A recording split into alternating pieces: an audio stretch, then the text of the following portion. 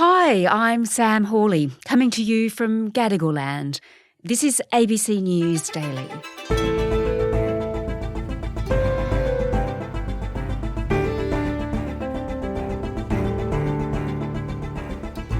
To some, he's a god of brain surgery, a doctor willing to push the boundaries to save lives. To others, he's a risk taker who goes too far. This week, Charlie Teo has been appearing before a medical disciplinary commission in relation to the death of two of his patients. Today, we speak to journalist Isobel Roe, who's been covering the hearings, and we delve back into Charlie Teo's past.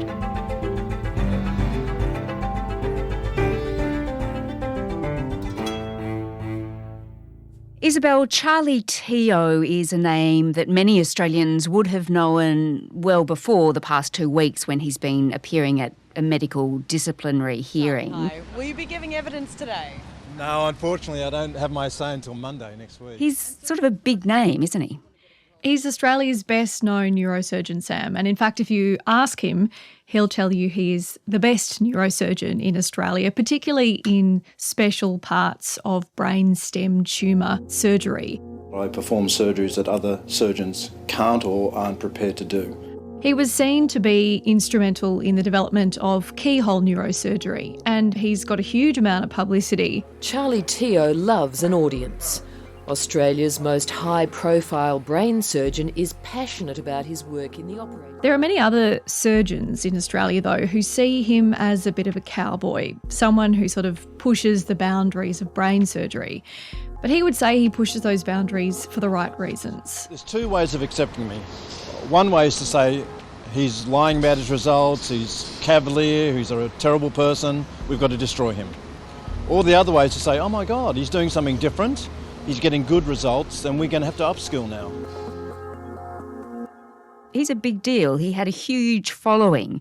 And Isobel, many supporters you witnessed were outside those hearings this week. Yes, he had rallied supporters to come and see him into these hearings every day. Lady Charlie, operating this week.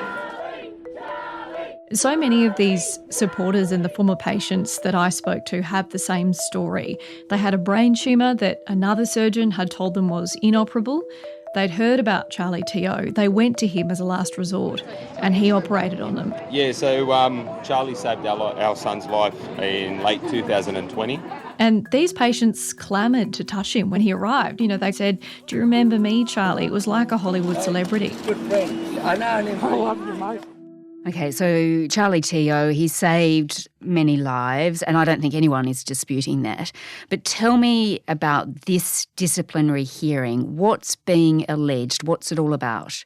So this is the lowest level of disciplinary hearing as a medical practitioner. It's run by the New South Wales Medical Board, and it's dealing with two complaints that have been made to the Healthcare Complaints Commission, and it relates to the deaths of two women.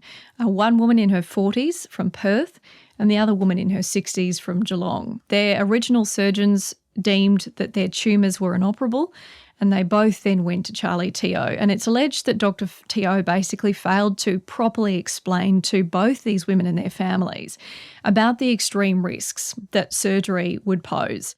The hearing heard, he told one woman, if you don't have surgery by Tuesday, you'll be effing dead by Friday. But the woman's husband, who gave evidence, insisted that Dr. Teo didn't warn about the risk of dying. He said he warned about possible paralysis and memory loss, and that was it. The woman felt an urgent need to have surgery with Dr. Teo, though. Her husband said that she watched YouTube videos of him every day, that she thought he was God. The husband of the second woman took contemporaneous notes during their meeting with Charlie Teo pre-surgery, and he recorded the doctor saying that there would be a 5% risk of death. And they considered that to be a low risk. Neither of those women woke after surgery. And Isobel, what does Charlie Teo say about this? He's already under some temporary restrictions. That means he has to have written support from a neurosurgeon with 20 years' experience to perform certain types of brain surgery in Australia. But what's he been saying during these hearings? Well, he's been speaking to the media basically every morning outside the hearing, so on his way in. And he told the media one day that the husband of one of these women had been coerced and hoodwinked into making these complaints at the urging of an unidentified doctor, a rival in the medical profession. He didn't really want to do that. I mean, he's a lovely man. I do. I feel like they've been coerced. I feel like they've been hoodwinked. He also argued that for him, a 5% risk of death was high because he said that the outcomes from standard brain tumour surgery that he does was a death percentage of 0.12%. He says he'd do these operations again, perhaps he might adjust his technique, but he did make one admission.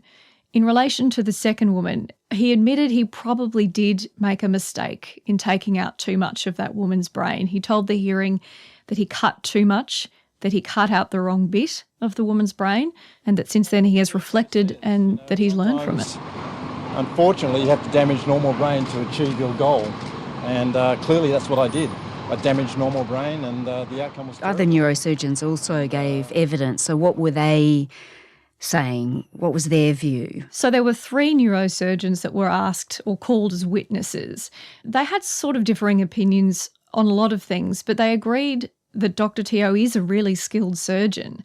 What is the issue for them is a lack of judgment perhaps, and whether the risks are fully explained to the patient.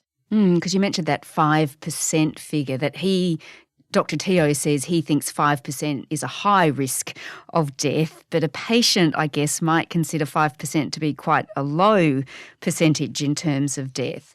So at the heart of this case, Isobel, it's really whether the patients and their families knew what they were consenting to. That's right, whether they were cognisant of the actual risks before they agreed to the surgery, the risks that meant other surgeons weren't prepared to do those surgeries.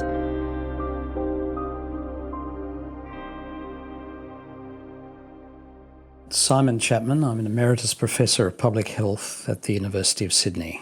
Simon Chapman, Charlie Teo, he's a big name. In 2015 at the Opera House, he presented a TEDx talk and you went along to that.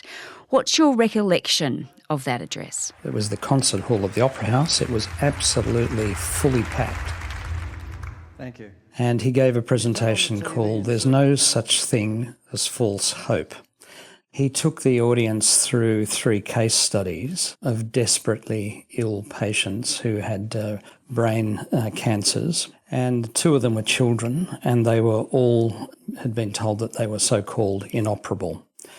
One of them was a mother who really wanted her daughter to have one more Christmas, and that operation went ahead, but sadly the child died before Christmas. And another one was a quadriplegic woman, quadriplegic because of her brain cancer. But that photo was taken 10 years after the surgery.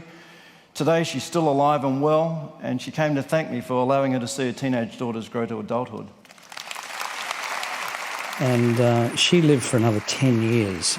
And there was another one, but I think critically he didn't present any data on all of the surgeries he'd performed on so-called hopeless cases, just these 3 very emotional cases. And I hope I wasn't the only person in the Opera House that day who was wanting to get what we might call a helicopter view of what the fate of all his hopeless case surgeries were. I mean, he gave us 3 examples.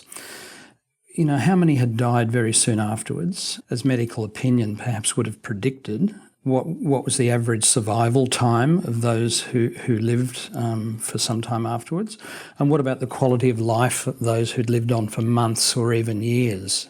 Where can people find out information about surgical outcomes of particular surgeons, like Charlie Teo? And why do we think that it's good enough for them to just for us to take their own assessment of themselves as all we need to know? False hope? There's no such thing. Thank you.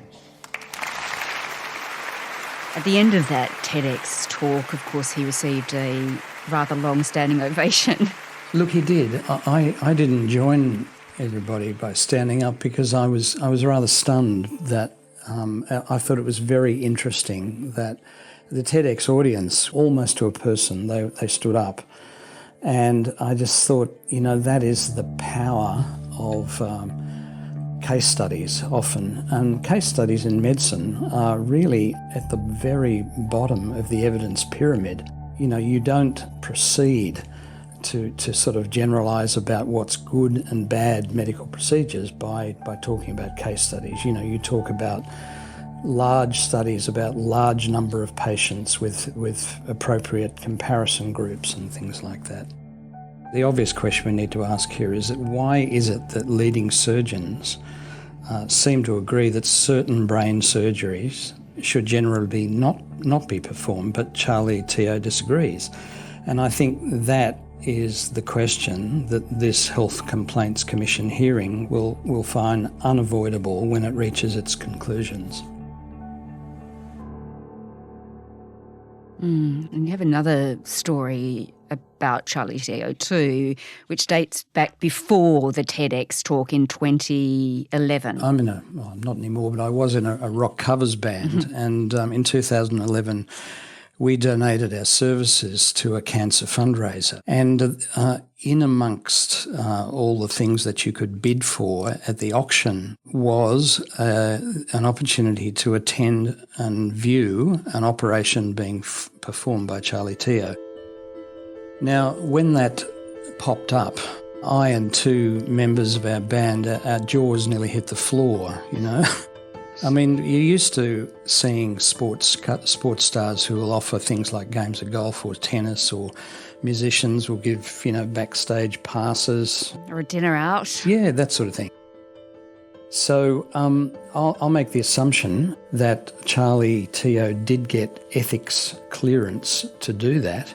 But even if he did, there are huge ethical issues arising here. Ethics clearance as in the patient agreed that someone could come and watch the surgery. That's right. Ethics committees would say, well, is there any form of coercion involved here? What is the quality of the consent? So here, in this case, we've got a surgeon whose skills may literally mean the difference between life and death, and it really invites, I think, very serious questions about what the consequences of turning down a surgeon's request. And, I just feel uncomfortable about it. A patient in that sort of situation may feel some pressure, to sort of agree to do it. And this goes back, I guess, to this disciplinary hearing that Charlie Teo is appearing before in terms of consent and whether patients really knew what they were consenting to. Yeah, look, I'm loath to comment on the proceedings because obviously they're still in process. The report hasn't been issued, but the fact that it is there being held in front of the Health Complaints Commission shows that it's by no means unproblematic. It's something that is receiving really the highest attention that it should be receiving. And I think it'll be a very important finding when it comes out. Simon Chapman is an Emeritus Professor in Public Health at the University of Sydney. Isobel Roe is an ABC journalist.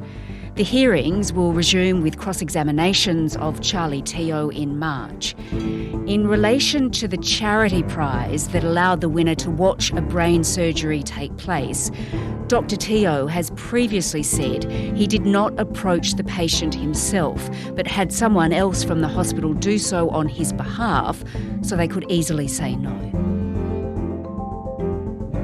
This episode was produced by Flint Duxfield, Sydney Peed, Chris Dengate and Sam Dunn, who also did the mix. Our supervising producer is Stephen Smiley. I'm Sam Hawley. ABC News Daily will be back again on Monday. Thanks for listening.